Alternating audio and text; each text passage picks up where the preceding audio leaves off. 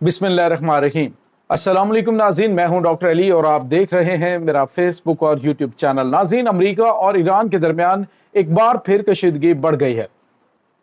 America के जंगी बहरी बेड़े ने ईरान में दाखिल होने की कोशिश की है, जिसको पासदाराने इनकलाब ने निशाने पर ले लिया और तबाह करने की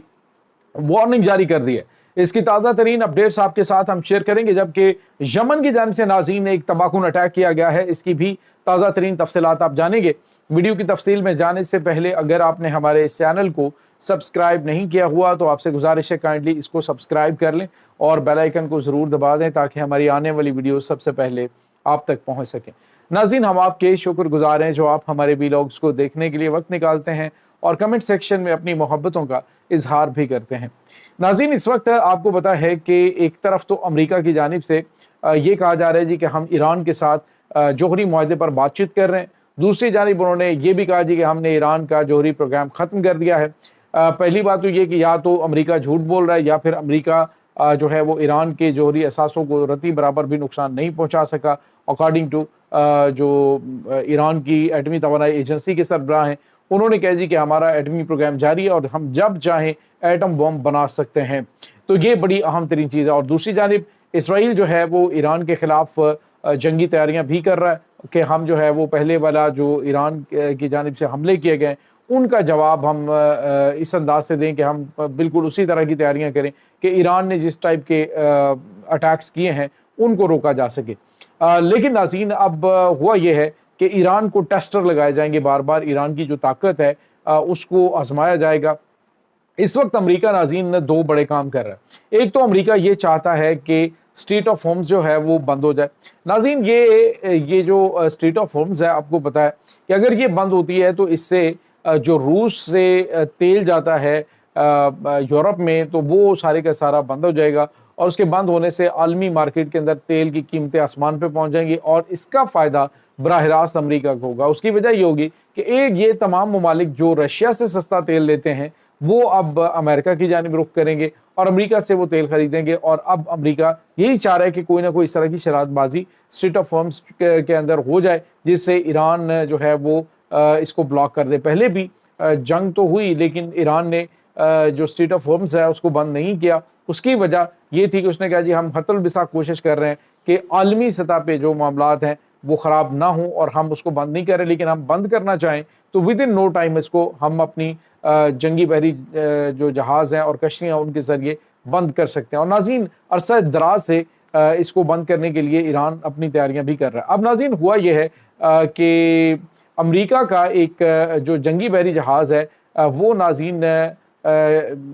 इस ईरानी पानियों के अंदर दाखिल होने की कोशिश कर रहा था और बाज़ रिपोर्टों के मुताबिक वो ईरानी पानियों में दाखिल हुआ है। जैसे ही ये दाखिल हुआ है तो ईरान की पासदाराने इनकलाब की जो नेवल फोर्स है उसने अमेरिका के इस जंगी बहरी बेड़े को निशाने पे ले लिया और उसके बाद उनको वार्निंग जारी की, यानी उनको ड्रोन्स के ज़रिए और उसके बाद जो उनकी खुदकुश बमबार कश्तियाँ हैं उनके ज़रिए, कामकाजी कश्तियाँ हैं उनके ज़रिए उनको हिट करने के लिए टारगेट को लॉक कर लिया और अमरीकी बहरी जहाज़ को वार्न किया कि विद इन नो टाइम अगर उसने अपनी डायरेक्शन को तब्दील न किया और निकला ना तो उसको फौरी तौर पर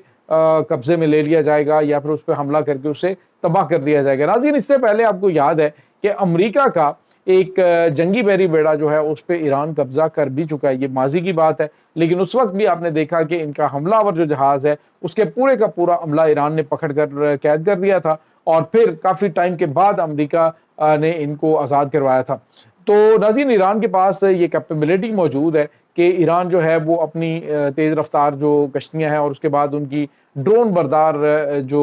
जंगी बहरी बेड़ा है उसके ज़रिए वो बहुत जल्दी अपने टारगेट को समुंदर के अंदर ख़ास तौर पे किसी वक्त भी टारगेट कर सकता है। और आपको याद होगा कि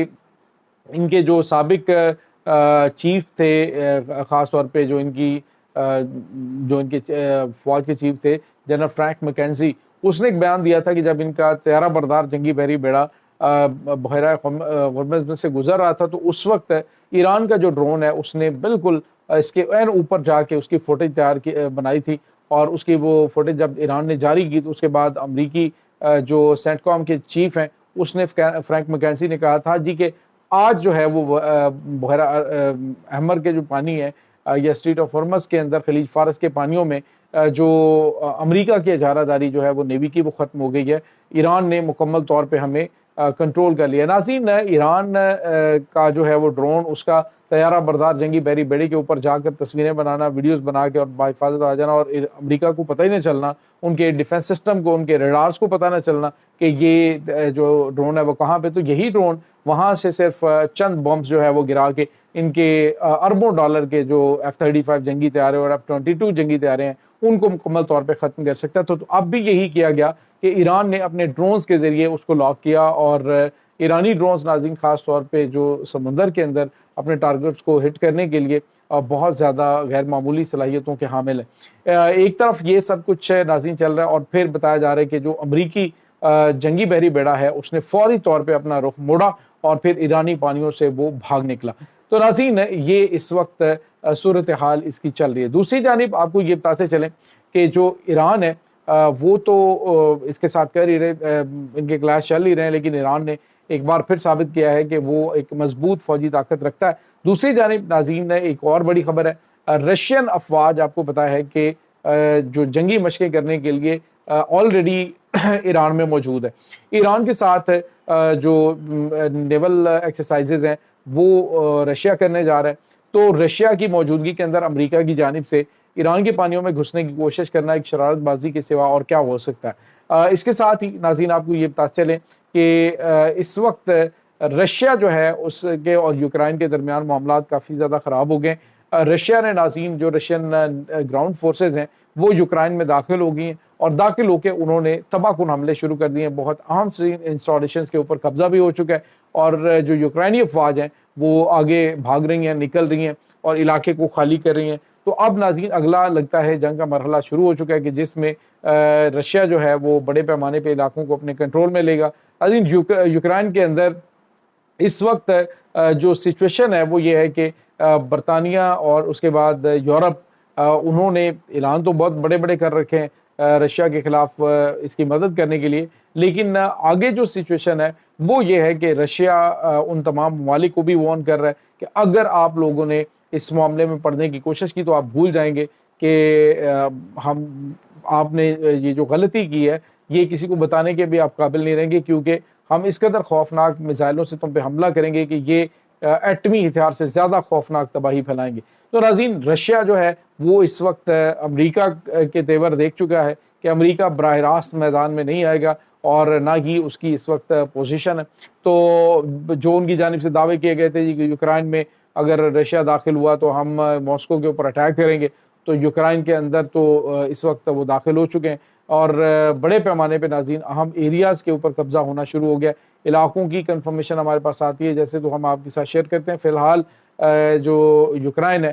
وہ فال ہوتا ہوا دکھائی دے رہا ہے اور اس وقت جو امریکہ, یورپ اور برطانیہ انہوں نے زیلنسکی کی دم پہ ہاتھ تو پھیرا, لیکن جب عملی طور پہ اقدامات اٹھانے کی ضرورت ہوئی تو وہ سارے کے سارے خاموش بن کے اپنی ان کو سلامتی کے لالے پڑ گئے کہ ہم اپنا آپ بچائیں یا پھر